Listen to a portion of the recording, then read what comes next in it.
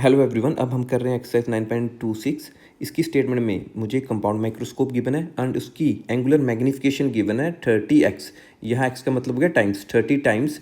And focal length of objective lens given है 1.25 centimetre and I piece की focal length हमें given है 5 centimetre. तो हमें क्या फाइंड करना है, इस कंपाउंड माइक्रोस्कोप का सेटअप फाइंड करना। तो सबसे पहले हम कंपाउंड माइक्रोस्कोप देख लेते हैं। तो देखिए, ये मेरे पास आई पीस लेंस हो गया क्लियर। इसकी फोकल लेंथ हम एफ ई से डिनोट करेंगे।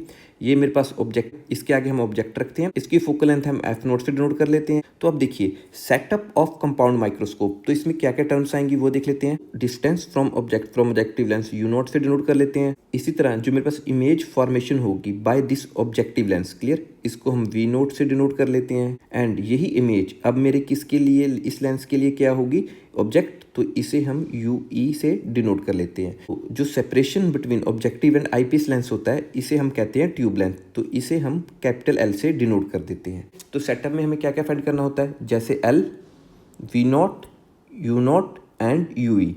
तो हमारा सेटअप कंप्लीट हो जाएगा फॉर दिस कंपाउंड माइक्रोस्कोप। देखिए, जो मेरा ऑब्जेक्टिव लेंस इमेज बनाता है वो बनाता है रियल एंड इन्वर्टेड, एंड जो मेरा आई पीस इमेज बना रहा है जिसे हम कहेंगे हमारी फाइनल इमेज, वो बनती है वर्चुअल एंड इरेक्ट। तो हमें एल ट्यूब लेंथ फाइंड करनी थी। फर्दर आप यहाँ से देख सकते हैं ये मेरे किसके इक्वल हो जाएगा, V naught plus U E. ठीक है, यहाँ मैग्नीट्यूड है क्योंकि हमें यहाँ साइन से कोई मतलब नहीं है, ये सिंपली हम लेंथ कैलकुलेट कर रहे हैं। सो फर्दर हमें फाइंड करना था V naught, U naught and U E. तो हमारा कंप्लीट सेटअप फाइंड हो जाएगा इस कंपाउंड माइक्रोस्कोप के लिए। तो अब देखिए, इस क्वेश्चन में मेरे पास ना वी नॉट गिवन है, ना यू नॉट गिवन है, ना ही यू ई गिवन है। तो अब इसकी कैलकुलेशन हम स्टार्ट कैसे करें। देखिए, हम अगर लेंस फार्मूला भी लगाएं तो मुझे 3 टर्म्स होती हैं, U naught, V naught and F naught clear. तो मुझे 2 टर्म्स मालूम होनी चाहिए, एक मैं निकाल लूँगा। पर तो इस सिचुएशन में मेरे पास एक ही टर्म गिवन है। फॉर आई पीस हमें फोकल लेंथ गिवन है बस ओनली, एंड फॉर ऑब्जेक्ट भी मुझे फोकल लेंथ ही गिवन है। एंगुलर मैग्नीफिकेशन से मुझे पता चल गया जो मेरी फाइनल इमेज है क्लियर, वो कहाँ बनती है, on the least distance of distinct vision, जो हम नियर पॉइंट कह देते हैं डी के। सो जो हमारी डी है, अब यहीं मेरी फाइनल इमेज बनेगी। तो ये मेरी आ गई फाइनल इमेज। तो हमें मालूम है इसकी वैल्यू कितनी होती है, 25 सेंटीमीटर। तो यहाँ पे किसी को कन्फ्यूज़न तो नहीं है ना कि जो मेरी फाइनल इमेज है वो डी पे ही क्यों बनी क्लियर, क्योंकि हमें क्या गिवन था क्वेश्चन में, एंगुलर मैग्नीफिकेशन क्लियर, या आप कह सकते हैं magnify power. So V E की वैल्यू हमारे पास कितनी आ जाएगी, 25 सेंटीमीटर। अब देखिए, फॉर आई पीस मैं कह सकता हूँ मेरे पास अब फोकल लेंथ भी आ गई एंड इमेज फॉर्मेशन भी आ गई फ्रॉम द लेंस। ठीक है, वी की वैल्यू, तो यहाँ पे मैं लेंस फार्मूला लगा लेता हूँ सिंपली। सो मुझे मालूम है 1/VE minus 1/UE is equal to 1/FE। तो मुझे निकालना क्या है, UE। तो मैं UE को एक तरफ ले जाऊँ, FE को दूसरी तरफ लेता हूँ। So 1/VE minus 1/FE is equal to, ये पॉजिटिव हो जाएगा उस तरफ जाके, 1/UE। अब हम यहाँ साइन कन्वर्जन्स के साथ वैल्यू पुट कर लेते हैं। देखिए, मेरी वी हमारी क्या है, ऑपोजिट डायरेक्शन में है फ्रॉम इंसिडेंट रे। तो इंसिडेंट रे की डायरेक्शन मेरी है लेफ्ट टू राइट, तो हम वी को मेजर कर रहे हैं from lens right to left, तो ये नेगेटिव आ जाएगी value. So focal length of eyepiece it is always positive. जो भी हमारे पास फोकल लेंथ होगी आई पीस की वो हमेशा ही पॉजिटिव होती है, क्योंकि ये मेरा क्या है, convex lens. And objective lens की फोकल लेंथ भी ऑलवेज पॉजिटिव होगी क्योंकि ये भी मेरे पास क्या है, कन्वेक्स लेंस। तो अब यहाँ वैल्यू सब्स्टिट्यूट करें। सो 1 वी की value -25, so minus F E की वैल्यू मेरे पास क्या थी, 5, तो ये रहेगी मेरे पास +5 इज इक्वल टू 1/UE। इसे मैं फर्दर सिंप्लीफाई करके लिख सकता हूँ 1/UE इज इक्वल टू -125 -1/5। अब इस कैल्शियम ले लें, ये इससे मल्टीप्लाई, ये इससे मल्टीप्लाई, ये आपस में मल्टीप्लाई, तो ये मेरे पास आ जाएगा -5 -25, नीचे मेरे पास 25 × 5। अब इसे फर्दर सिंप्लीफाई करूँ तो ऊपर मेरे पास आ जाएगा -30, तो नीचे मेरे पास क्या था, 25 × 5। अब मैं 5 से 30 को काटूँ तो मेरे पास क्या आ जाएगा, 6। 1/UE comes out -6/25। अब मुझे वैल्यू किसकी चाहिए, UE की, तो हम रेसिप्रोकल बोथ साइड्स कर देंगे। So my UE comes out to be -25/6 centimetre. तो एक मेरा ये आंसर आ गया। इसे मैं फर्दर सिंप्लीफाई करूँ सो मेरी UE की वैल्यू आ जाएगी -4.17 सेंटीमीटर।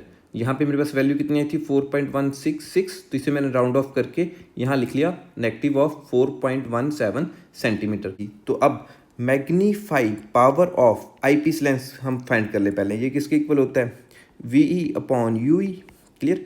सो मेरे पास v की वैल्यू कितनी थी, नेगेटिव ऑफ 25 सेंटीमीटर। u ही मेरे पास कितना है, अब ये वैल्यू मैं यूज़ कर लेता हूँ तो कि मेरी कैलकुलेशन करने में ईजी हो जाएगी। नेगेटिव ऑफ 25/6, तो देखिए 25 से 25 गया, नेगेटिव से नेगेटिव गया, 6 ऊपर चला जाएगा। सो मैं यहाँ से कह सकता हूँ my ME comes out to be positive 6 times. तो देखिए मेरे पास magnification of eyepiece positive आ रही है, तो इसका मतलब क्या, मेरी इमेज वर्चुअल है एंड इरेक्ट है। मतलब सेम जैसे ये मेरे पास ऑब्जेक्ट था, तो सेम यहीं पे मेरे पास इसकी इमेज बनी है, तो वर्चुअल है और इसके अकॉर्डिंग ये मेरी इरेक्ट इमेज ही बन रही है। Clear for objective lens. ठीक है, ये आई पीस हमारा सॉल्व हो गया। अब हमें ऑब्जेक्टिव लेंस फाइंड करना है। तो ऑब्जेक्टिव लेंस में मेरे पास क्या गिवन था, f0 की वैल्यू गिवन थी। क्लियर, अब ना ही मेरे पास u0 गिवन था, ना ही मेरे पास v0 गिवन है। क्लियर, तो अब इसको हम कैसे सॉल्व कर सकते हैं। तो एग्जामिनर ने हमें एक कंडीशन दी थी कि जो मेरे पास एंगुलर मैग्निफिकेशन है m, वो किसके इक्वल होता है, m0 इंटू ME। ठीक है, तो फर्दर हमने ME की वैल्यू सॉल्व कर ली थी। m की वैल्यू हमें क्वेश्चन में गिवन थी 30, ये था मेरा 6। तो यहाँ से मैं m0 निकालूंगा।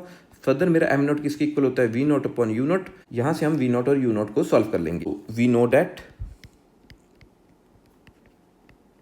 माई magnification of compound microscope is equal to product of objective magnification into magnification of eyepiece. Clear, so ये मुझे क्वेश्चन में गिवन थी 30 times is equal to m0। अभी ऐसे ही रख लेते हैं, ME की वैल्यू हमने सॉल्व की थी अभी 6।